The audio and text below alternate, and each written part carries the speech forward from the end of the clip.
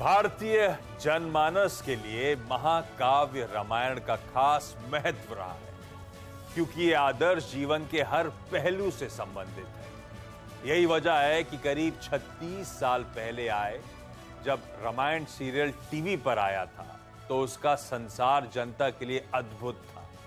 इस ग्रंथ से आस्था की डोर कुछ ऐसी जुड़ी थी कि रामायण सीरियल के शुरू होते ही सड़कें वीरान हो जाती थी। फिल्म आदि पुरुष के जरिए रामायण की वही गाथा फिर से दोहराई जा रही है। रामायण उस राम राज्य की भी कहानी है जो कर्तव्य, पारिवारिक दायित्व, सामाजिक जिम्मेदारी के साथ त्याग, समर्पण और संपन्न जीवन का प्रतीक है। वो राम राज्य था, लेकिन आज ये नया दौर है जहां संपन्नता हासिल करने के कई रास्ते हैं। उन्हीं रास्तों में से एक है शेयर मार्केट्स, जहां पैसे बनते हैं, लेकिन वो तभी होगा जब कोई कंपनी आपका साथ आदि से अनंत तक निभाए। शेयर में कमाई का यही रामबाण है।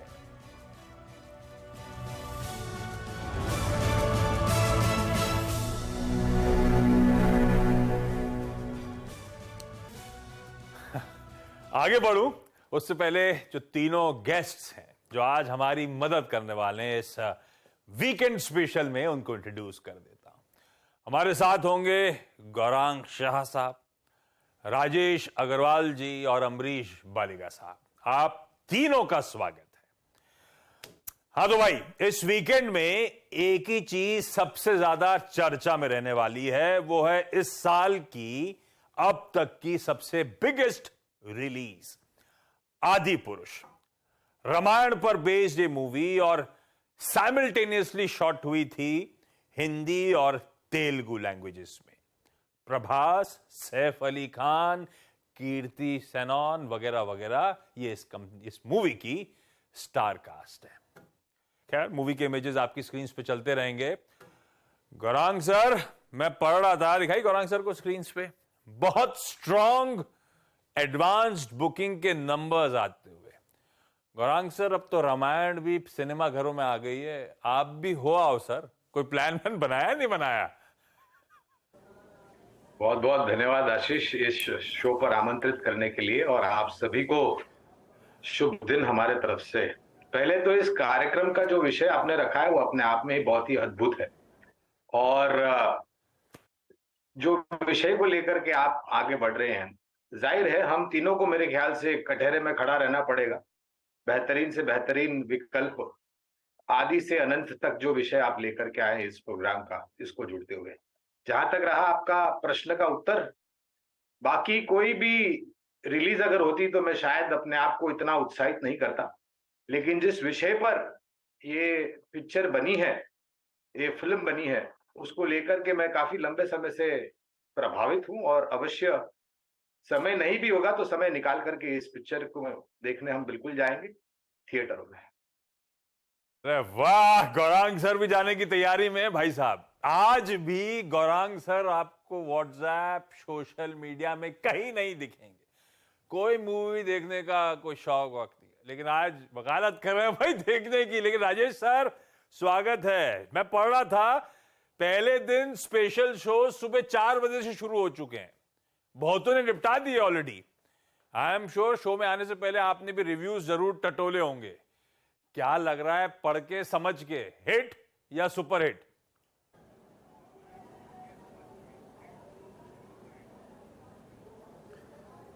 आशीष जी धन्यवाद। Good afternoon. अमरीश सर का, गौरांग सर का, दोनों को नमस्कार।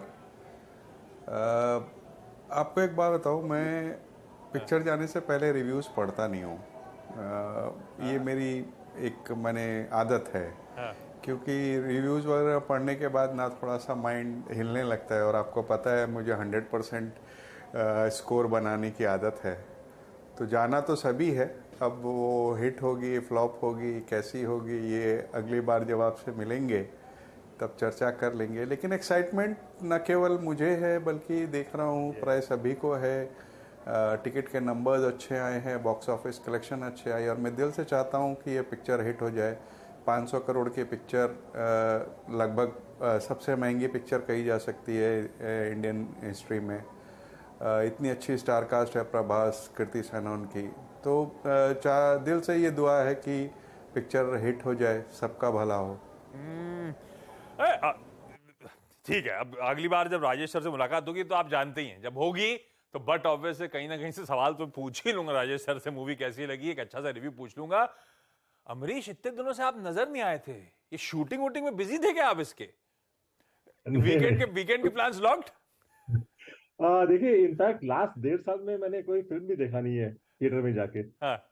तो शायद ये पहली फिल्म रहेगी लास्ट 1.5 साल में जो मैं शायद देखने को जाऊं, क्योंकि जो रिव्यूज मैंने आज पढ़े हैं काफी पॉजिटिव रिव्यूज हैं। बॉक्स ऑफिस कलेक्शन तो पता नहीं एज ऑफ नाउ, शायद आज शाम को आएंगे, but then overall I think this should be a major hit, looking at the storyline, looking at the cast. सब तैयार है भाई साहब, मैं भी तैयार हूं एक्चुअली। अब पता नहीं इस वीकेंड टिकट्स मिलेंगे नहीं मिलेंगे, मैंने टटोले नहीं है अभी, बाद में प्लान बनेगा जरूर, लेकिन निपटानी तो है। अब करने के वाले हैं, उस पर आ जाते हैं। हिंट तो आपको मिली गई है, समझ में शायद ज्यादातर सबको आ ही गया होगा, फिर भी मेरा काम है फिर से समझा देना, भाई एंकर हूं। यह है मूवी का पोस्टर, आपकी स्क्रीन पे दिखाइएगा। आदि पुरुष, ये मूवी का नाम और ये रामायण पर बेस्ड। हमने क्या करा, शो का नाम, हमारे शो का नाम है रामबाण, आदि से अनंत। दिखाइए स्क्रीन पर एक्टर साहब, क्या हो गया? अच्छा, रामबाण यानी कि सभी समस्याओं, सभी कठिनाइयों का समाधान। और शेयर बाजार से जुड़े हम जैसे तमाम लोगों की एक ही समस्या है, क्या अच्छा है, कहां पैसे लगाएं, कहां कमाई होगी। तो शर्तिया रामबाण मिलेगा इस शो में आपको, ये समस्या दूर होती हुई नजर आएगी। ये एक्सपर्ट्स कुछ बेहतरीन पिक्स आपके साथ शेयर करते हुए नजर आएंगे। दूसरा टैगलाइन में मेंशन्ड है आदि से अनंत, बिगिनिंग से एंड तक। यानी वो कंपनियां जो अच्छे स्ट्रॉन्ग फुटिंग पे खड़ी थी, आज भी अट्रैक्टिव हैं और आने वाले समय के लिए भी बहुत प्रॉमिसिंग नजर आती हैं। अंग्रेजी में कई लोग इस तरह की कंपनियों कह दीजिए एवरग्रीन स्टॉक्स। ऐसे ही एवरग्रीन स्टॉक्स चुनने की शो के दौरान हम लोग कोशिश करेंगे। गौरांग सर, शुरू कर दिए जाएं स्टॉक पिक्स का तड़के के साथ। आदि से अनंत, जो मजबूत खड़े थे, अट्रैक्टिव लगते हैं और पैसे लगाने के बेहतरीन मौके चीख चीख के दे रहे हैं। पहला स्टॉक कौन सा गौरांग सर? तो पहला जो नाम होगा वो जाहिर है L&T, लार्सन एंड टुब्रो। आशीष, ये कंपनी जहां तक मेरी जानकारी है, और मेरी जानकारी जब तक सही है, और अगर गलत है तो आप उसको सही कर सकते हैं, 80 साल से ज्यादा पुरानी कंपनी भारत में स्थापित है और भिन्न विभिन्न कारोबार में अपने आप को सक्षम रूप से प्रगतिशील बनाते हुए आगे बढ़ रही है। बैलेंस शीट में चारों दिशा से नहीं, 6 दिशा से, 8 दिशा से योगदान आता है, क्योंकि इनके कारोबार इतने भिन्न भिन्न, विपरीत और अलग अलग है। आप डिफेंस को ले लीजिए, इंफ्रास्ट्रक्चर को ले लीजिए, टर्न की प्रोजेक्ट्स, हाइड्रोकार्बन, किसी भी क्षेत्र की आप बात कीजिए जहां पर एक सुपीरियर इंजीनियरिंग टेक्नोलॉजी और टेक्निक का इस्तेमाल करना हो, तो सर्वप्रथम नाम जो मेरे दिमाग में आएगा वो L&T का होगा। और मेरे ख्याल से कभी नायक साहब ने ये बात भी की थी कि जब भी उलझन में देश खड़ा था तभी L&T ने आकर के उस उलझन को दूर किया है। तो मेरे ख्याल से आपके कार्यक्रम की जो शीर्षक है उसको ध्यान से रखते हुए इससे बेहतरीन विकल्प मेरे ख्याल से नहीं हो सकता। तो पहला विकल्प होगा L&T, लार्सन एंड टुब्रो। बिल्कुल परफेक्ट फिट बैठती है हमारी थीम पे। L&T यानी कि लार्सन एंड टुब्रो, बिल्कुल सही। मेरे ख्याल से आजादी से 1 साल पहले 1946 में गठन हुआ था इस कंपनी का। 2 डैनिश इंजीनियर्स थे, सरनेम थे लार्सन और टुब्रो। तब से आज तक हिंदुस्तान में पैर जमाया, गजब का। और आज दुनिया की टॉप 5 कंस्ट्रक्शन मेजर्स में से एक आपकी स्क्रीन पर आज भी पसंद आती है। टारगेट्स आपकी स्क्रीन पर है, खरीदारी करने के बेहतरीन मौके। राजेश सर, ऐसा बेहतरीन एवरग्रीन स्टॉक आपके पास कौन सा? रामबाण कौन सा?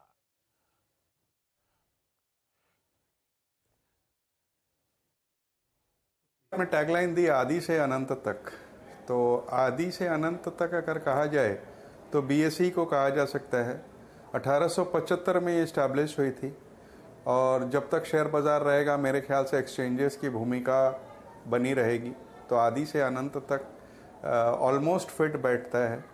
अगर कंपनी की बात की जाए तो सिर्फ 7700 करोड़ का मार्केट कैप है, जिसमें इसकी CDSL की होल्डिंग ही 2000 करोड़ की है। इसके अलावा cash and cash equivalent 3,500 crore का है, माने 5,500 करोड़ रुपया तो ये खड़े हैं 7,700 करोड़ में। अब आते हैं कामकाज पर, तो स्टार एसएमई और जो कि लार्जेस्ट एसएमई का प्लेटफॉर्म है, star mutual fund largest mutual fund का प्लेटफॉर्म है, इंडिया इंटरनेशनल एक्सचेंज इनके पास है, डेट फ्री कंपनी है, कॉर्पोरेट गवर्नेंस का कोई इशू नहीं है। और अब जिस तरीके की जो पिछले 15-20 दिन से खबरें आई कि ऑप्शंस मार्केट वगैरह को भी बढ़ाने की पुरजोर कोशिश कर रहे हैं, वहाँ पे पकड़ बनती है। मुझे लगता है कि वैल्यूएशन के लिहाज से, कॉर्पोरेट गवर्नेंस के हिसाब से सारे पायदान पर बहुत खरी उतरती है और आदि से अनंत तक ये स्टॉक बना रहने वाला है।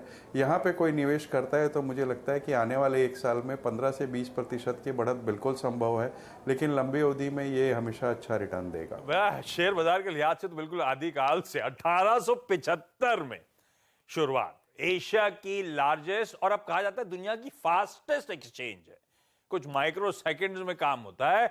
खैर, Bombay stock exchange BSc limited, ये राजेश अग्रवाल सर का प्रिफर्ड पिक, 660 के लक्ष्य। सारे कैप रिकैप कर दूंगा जब शो खत्म करने की कगार पे खड़ा होऊंगा, लेकिन पहले अभी अमरीश सर का एक और बढ़िया सा पिक, आदि से अनंत वाला रामबाण। अमरीश सर, कौन सा? आशीष, मेरा रामबाण है भारत फोर्ज। ये इंडिया का लीडिंग ऑटो कंपोनेंट एक्सपोर्टर है, जिसका एक्सपर्टीज है फोर्जिंग और मेटलर्जी में, और ये सेटअप किया था 1961 में। कस्टमर्स सेक्टर्स है passenger vehicles, commercial vehicles, oil and gas, construction and mining, power और डिफेंस, और नियरली 47% ऑफ रेवेन्यू आता है इंडस्ट्रियल से। इनके जो Q4 के जो अर्निंग्स थे थोड़े बहुत म्यूटेड थे, क्योंकि पीवी और सीवी का बिजनेस थोड़ा स्लो हो गया था, पर डिफेंस, इंडस्ट्रियल और ई मोबिलिटी काफी ग्रो कर रहा है। इनफैक्ट FY23 में जो ऑर्डर इनफ्लोज थे इस सेगमेंट में करीब 4,000 करोड़ का था। और अभी ईवी स्पेस में भी मैंने काफी फोकस कर रहे हैं। प्रीमियम 2 व्हीलर ईवी स्टार्टअप में इन्वेस्ट किया है। यूके में जो ईवी कमर्शियल व्हीकल कंपनी है टेवा मोटर्स, वहां भी इन्वेस्ट किया है। तो in house power train solutions है। डिफेंस में artillery systems and protected armoured vehicles ये भी बनाते हैं इन लोग। एरोस्पेस में जेट इंजन कंपोनेंट्स बनाते हैं, सब असेंबलीज और स्ट्रक्चरल आइटम्स भी ये लोग बनाते हैं। ओवरऑल एक्सपेक्टेड जो ग्रोथ है ओवर द नेक्स्ट 3 इयर्स करीब 18% कैगर होगा। एक्सपेक्टेड ईपीएस फॉर FY25 मेरा करीब 35 का है, तो यहाँ पे मेरा टारगेट है 1050 का। भारत फोर्ज 1960 की शुरुआत, 1961 में शुरुआत हुई, फ्लैगशिप कंपनी कल्याणी ग्रुप की, बेहतरीन दशकों से है, पकड़ मजबूत कर रही है और अब तो कई सारे नए बिजनेस एवेन्यूज खुल रहे हैं, उसकी तैयारी कर रहे हैं बाबा कल्याणी साहब। भारत फोर्ज को रखिए रडार पे 1050 के लक्ष्य के लिए। 3 रामबाण हमारे पास आ चुके हैं। हमने चर्चा करी लार्सन एंड टूब्रो की, हमने चर्चा करी बॉम्बे स्टॉक एक्सचेंज की और भारत फोर्ज की। ये वो बेहतरीन पिक्स हैं जो हमारे एक्सपर्ट्स मानते हैं यहां से बहुत अच्छे रिटर्न्स देने का दमखम रखते हैं। स्ट्रॉन्ग फंडामेंटल, स्ट्रॉन्ग फुटिंग वाली कंपनीज। ब्रेक लेने जा रहा हूं, पर ब्रेक पे जाने से पहले डॉक्टर साहब, ये जो बड़ी स्क्रीन है मेरे बगल वाली, इसमें कुछ इमेजेस दिखाइएगा।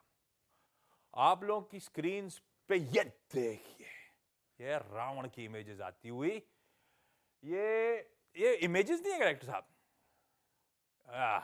ये भाई साहब, ये है हमारे ऑफिस के, आप लोग मिल चुके हैं इस शो के दौरान, कई बार इंट्रोड्यूस करा है, मुलाकात कराई है, हमारे ऑफिस के अश्विन कुमार, जिन्हें आका अन्ना कहते हैं हम लोग। ये हमारे ऑफिस के रावण हैं। मैं आमतौर पे अपने शोज ओवर कर देता हूं, तो मुझे खरी खोटी इन्हीं के मुंह से सुननी पड़ती है। बुलाइए भाई अश्विन जी को अंदर स्टूडियोज में। ये आ गए अश्विन जी, आपको आपकी स्क्रीन पे नजर आएंगे। अच्छा, वाले रावण को तो मैं जानता नहीं, पर ये जो हमारे रावण है ऑफिस के हैं ना, दिल के हीरा है ना। ये डेडली सा रावण बन के कहाँ घूम रहे हो, ये क्या मामला है? ये एवरी ईयर काली पूजा होता है हमारा 1 साल। सो उसमें हम लोग का society is about around 220 flats. So उसमें फैमिली, फ्रेंड्स के बच्चे लोग सब मिला के dance drama we do it. So sometimes Krishna, Rama, then we did Varaha, Narasimha. So every avatar pe we tend to do dance drama.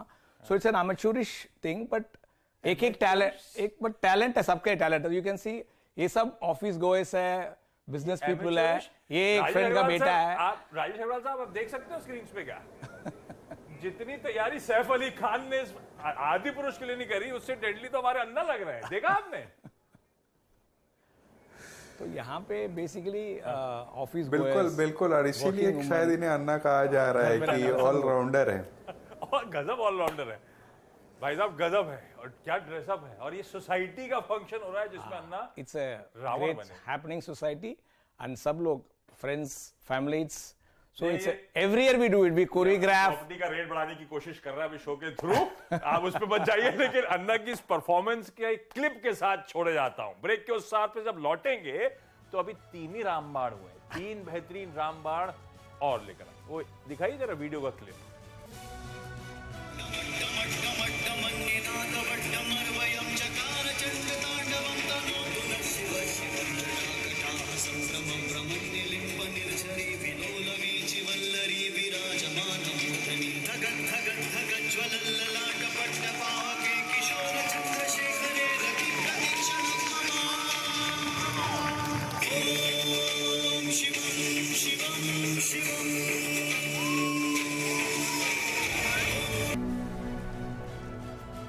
Break के बाद आपका स्वागत है हमारे वीकेंड स्पेशल रामबाण आदि से अनंत, यानी कुछ बेहतरीन स्टॉक पिक्स आसान शब्दों में जो हिस्टोरिकली बहुत मजबूत फाउंडेशन बना चुकी हैं, आज भी स्ट्रांग लगती हैं और आगे आने वाले समय में भी काफी अट्रैक्टिवली पॉइज्ड एवरग्रीन स्टॉक्स।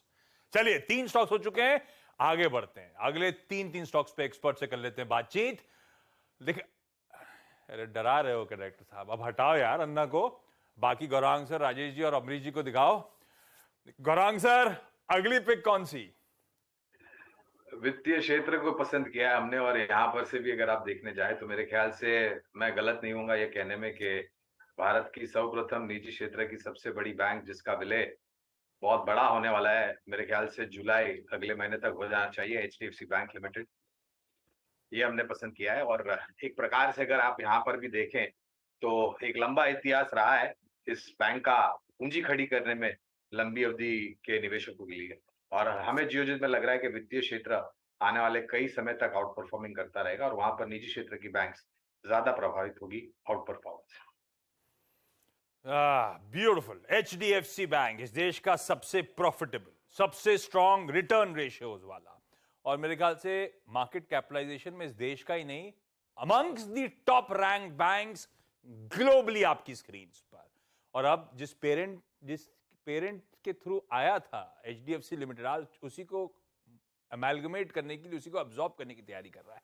1950 के टारगेट्स। राजेश सर, दूसरा रामबाण कौन सा?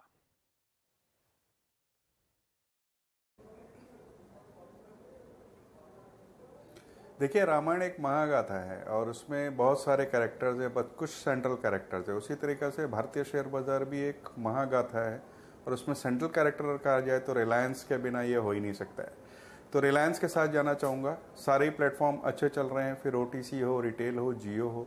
खास करके हम रिटेल और जियो से बहुत एक्साइटेड हैं, और अब जो फाइनेंशियल सर्विस का आर्म उनकी आने वाली है वो रिटेल और जियो के जो कस्टमर बेस है उसको लिवरेज करते हुए नज़र आएंगे।